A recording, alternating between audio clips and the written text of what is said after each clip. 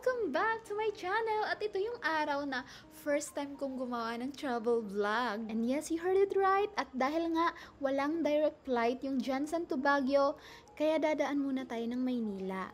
Pero sige na lang, lalaban natin to. Matagal ko tong pinaghandaan tong travel vlog na to. Kasi lahat ng outfit na gagamitin ko dito ay gawa ko. Sustainable fashion yung atake natin dito. Alam nyo naman, eco-friendly yung person. At isa sa suot kong denim pants na yan ay gawa ko. And i-flex ko lahat ng creation ko sa aking Facebook page. Kaya i-follow nyo ako doon. Flight PR 454 Vancouver, Canada. Kindly board your personnel and the reservation. Once again, over boarding. Are prohibited inside the open stowage bay.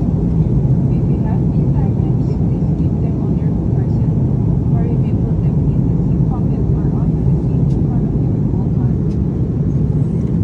We will charge your Ayun na nga pagkalapag ng eroplano at dumaan muna kami dito para kumain kasi sobrang gutom na hindi na carry, parang iba na yung nakikita ko. So mataas-taas pa kasi yung biyahe namin papuntang Baguio City. So pagkatapos niya nag-grab taxi na lang kami papunta doon sa bus station at sa Pasay kami bababa kasi doon kami sasakay papuntang Baguio. At sobrang init na nga kasi 2 PM kaming dumating dito sa terminal at nag-book agad ako ng ticket para naman makaalis kami. Kaso nga lang yung anabutan naming ticket is yung ordinary na lang na sakayan ng bus, which is yung biyahe niya around 5 PM and 6 hours naman yung biyahe nito papuntang Baguio. Medyo matagal nga lang siya kasi marami siyang stopover. Pero kung sinakyan namin yung first class or yung deluxe ata yun, wala siyang stopover. Pero dahil yun yung available na pwede kami makasakay agad, sige go na. At inabutan nga kami ng gabi at ulan pa. By the way, yung pamasahe niya is 671 pesos lang naman. At ito na nga, nakarating na kami dito sa Baguio at diretso kami dito sa Nabukong Transcend House. Para siyang studio type pero buti na lang meron siyang sariling CR, kitchen at saka ref.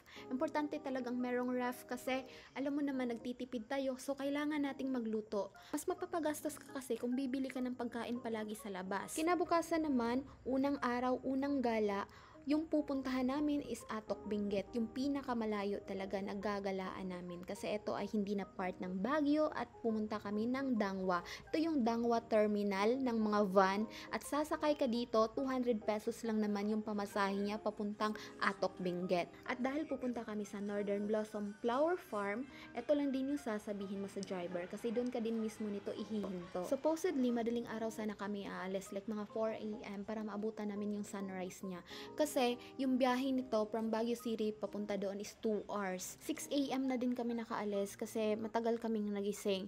Pero grabe pa rin yung fogs niya kahit naman 2 hours yung biyahe niya, kahit mga 7 AM pa, ganito pa rin kakapal yung fogs niya doon sa bundok.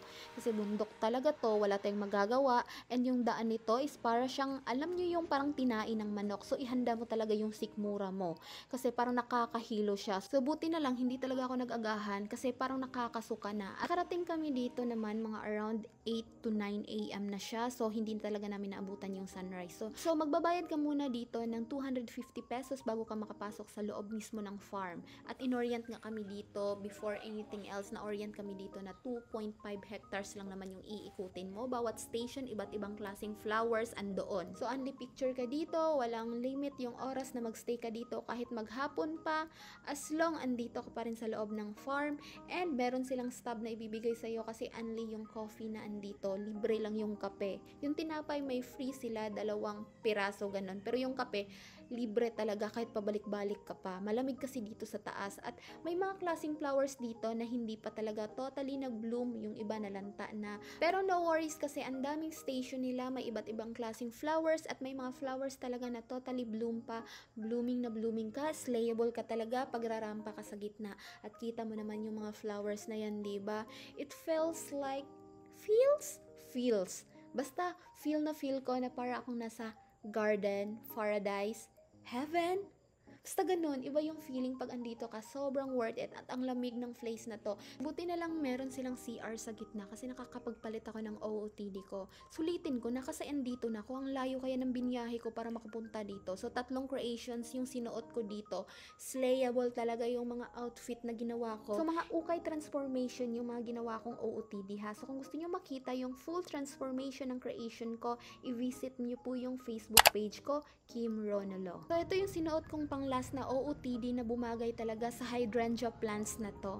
Sobrang slayable ng atin nyo. So worth it talaga yung first travel ko. Like ito yung pinakamalayong na travel ko ngayon. And yeah, hindi mababayaran ng pera yung experience ko dito. So, ito yung parang mga colorful na cabbage ba to? Nang tinatawag nila.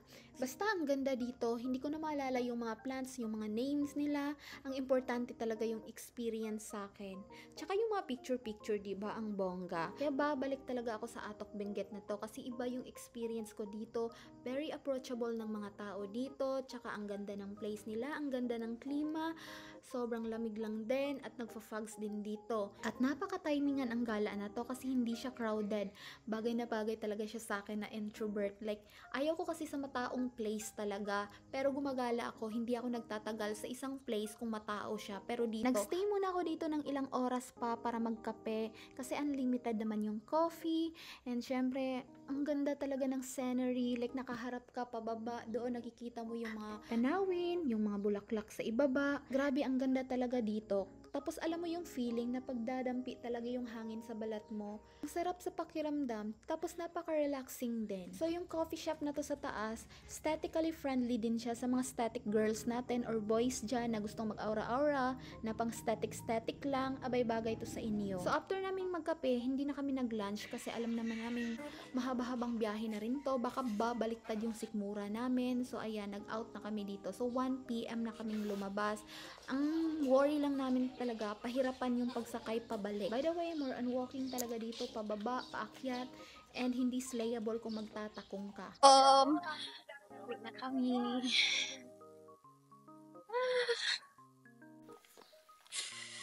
Ang tarik ng daan, be. Ganito siya katarik. Like, parang, ganong kahirap ang pagbaba. Ganun din yung pag-akyat. Paglabas namin, nagantay muna kami ng 30 minutes bago kami makasakay ng van pabalik sa Baguio City, doon papunta sa iniistihan namin. At grabe, maulan talaga nung bumalik kami, so hindi ko na siya nabidyuhan kasi low bat na talaga yung camera ko. Nabukasan, day to gala namin, nag-Mirador Heritage Eco Park na naman ang person. And may entrance fee pala ito na 100 pesos lang at unli libot ka dito, unli picture ka dito. Yun lang. Grabe, hindi siya friendly sa paa. Sobrang sakit na ng binti ko kasi paakyat siya. Ang dami mong pwedeng puntahan dito. May mapa ni Dora dito kung saan ka pwedeng pumunta, saan ka pwedeng mag-stop, kung gusto mong mag-picture dito, ganon, ganyan. Hindi ko na i-details pa sa inyo pero makita mo yung mapa na yan. I-post nyo na lang yung video kasi nakakapagod. Ikaw ba naman, sa RT ng person na to, nagtakong papunta pataas, paakyat. Tingin nga ng tingin yung mga nakakasabay naming mga tao dito paakyat sa taas eh. Paano ko kaya na caring magtakong? Eh, ang tarik ng daan, mabato, ganun, bundok na bundok talaga. Pero nakatakong yung person. Slayable akong umakyat sa bundok na to. Grabe naman.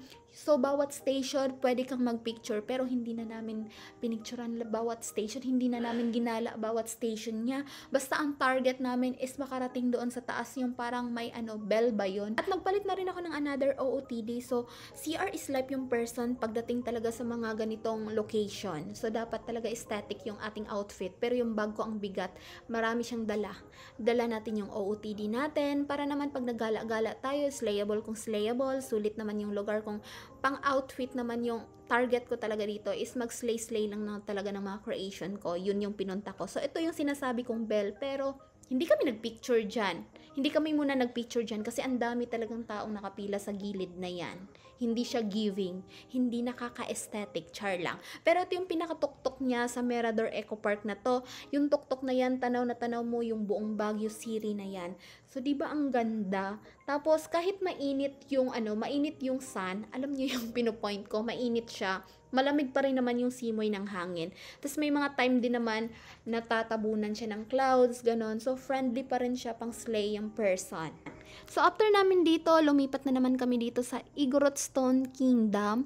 Uy, ang ganda dito, Mi. Princess yung atake mo dito. So, pumunta muna kami dyan para naman magpatatak. Magpatatak kasi kailangan may tatak kapag papasok ka sa loob. Yung bayad dito parang nasa 200 ata yun. 200 or 250, nakalimutan ko na. So, ganyan yung ginawa namin, tinatakan kami. Para naman paglalabas kami, babalik kami ulit. So, hindi na kami magbabayad ulit. So, okay pa yung weather dito nung dumating kami. Ang ano lang talaga namin dito talaga is more on walking talaga, pero kailangan talaga nating mag-outfit. So nag-CR muna ako saglit, tapos nagpalit ulit ako ng another OOTD. Kita mo yung laman ng bag ko, puno yan ng outfit na yan. Mabigat yan siya, pero tiis ganda yung person. Para naman mas-slay natin yung mga creations natin dito. At honestly, ang haggard na ng face ko dito, pero tuloy pa rin yung laban. Kasi ginusto natin to eh. So sobrang init pa ng ano niyan, panahon, pero biglang kumulimlim talaga siya. Parang na time-lapse yung weather, ganyan. Makulimlim na yan, tapos yung fogs na dyan sa baba, as in natatabunan na yung parang city, hindi na namin nakikita sa baba. Kaya ayan, slay na lang kasi malapit na ring umulan. So, hindi nga umaabot ng hapon, parang nasa tanghali pa lang umuulan na dito. Akala nga namin summer, tapos hindi maulan, pero nagulat kami. Kasi simula nung dumating kami dito, araw-araw talagang umuulan. Like, yung ulan niya, start siya ng tanghali, matatapos siya ng mga gabi na, ganon. Kaya hindi talaga din siya giving. Kaya sinusulit namin tong nag-picture-picture muna kami dito, madalian, video dito, video doon, kasi alam namin, uulan na naman to. By the way, hindi pa talaga tapos tong Egret Stone Kingdom na to. May mga binibuild pa talaga sa taas. So, nagmamadali kaming makaakyat sa taas kasi kahit papano maabutan namin siya na medyo may araw pa, ganyan. Medyo hindi pa talaga ano niya. Alam niyo yung parang hindi pa talaga siya uulan, pero nafe-feel na talaga namin na malapit nang bumagsak yung ulan. Kasi, ayan, nakikita mo yung fogs na yan, yung mga clouds na yan, palapit na yan sa amin.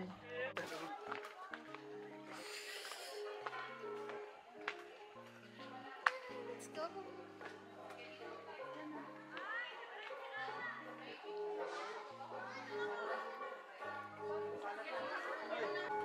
So, meron kaming narinig na parang nag-perform doon sa convention na yon, kaya bumalik kami at pinasok namin para makita.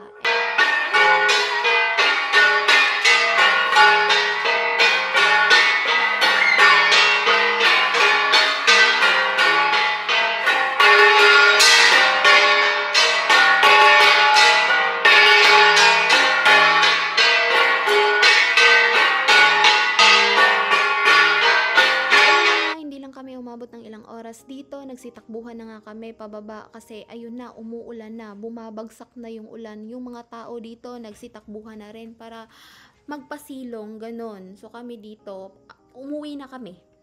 At day 3 gala namin, pumunta kami ng Mines View. Ito yung last gala namin kasi pang day 4 namin, babalik na kami papuntang Maynila. At so sa Mines View naman, 10 pesos lang pala yung entrance fee nila. At marami ditong mga nagtitinda ng bulaklak. So, kung mga plantito ka, mahilig kang bumili ng bulaklak, bagay to sa'yo. Kasi mura lang naman yung mga bulaklak nila na tinitanda dito. Bakit ang dilim ng camera ko hindi giving? So, inaayos ko yung kasi ang dilim ng camera ko, hindi ko ma-figure out. Tapos, ang gulo rin ng video ko. Wala akong dalang, wala akong stabilizer kasi. Wala akong, yung gimbal ba yun? And naiwan ko din yung tripod na to. So, pumunta kami sa Mines View kasi meron din ditong mga nagbebenta ng mga souvenir na ang mumura lang, yung kitchen, ganon. Tapos, pwede ka ditong magsuot yung parang traditional outfit na yan. So, magpicture-picture ka dyan with horse or views, ganon. Pero ako hindi na ako nagsuot ng ganyan, hindi na ako nag-rent. And next naman, same day pa rin, lumipat kami ng Botanical Garden. Hindi ko na na-videohan yung harapan niya, pero by the way, 100 pesos lang yung entrance fee dito. Kaya, malapad din yung pwede mong lakad-lakaran dito at hindi masyadong matao. Sulit na rin siya. Pwede siya sa mga katulad kong tao na ayaw sa mga crowded places. Kaya nga kami hindi nagtagal sa Mines View kasi ang daming tao doon. Lumipat kami agad dito. And same as usual, kung plantito ka, tas mahilig ka talaga sa mga bulaklak, ang daming binebentang bulaklak dito. Affordable lang din naman. Gusto ko ngang bumili, pero baka masyutay lang talaga siya. Alam mo yun, baka hindi niya kayaning umuwi ng Mindanao kasi alam mong magstay pa talaga kami ng 3 days. Kadi niya kayaning umuwi ng Mindanao kasi magstay pa kami ng 3 nights and 2 days sa Manila. So pwede pala kayong magpicnic ng magpamilya or barkada dito kasi may nakikita kami dito sa loob na nagpipiknik, ganon. At habang naglalakad kami palabas, pupunta na sana kami doon palabas, pero meron kaming narinig dito sa isang side or sulok na yon. Medyo tago kasi siya. Meron kaming narinig na tumutugtog. Parang basking ata yung tawag dito.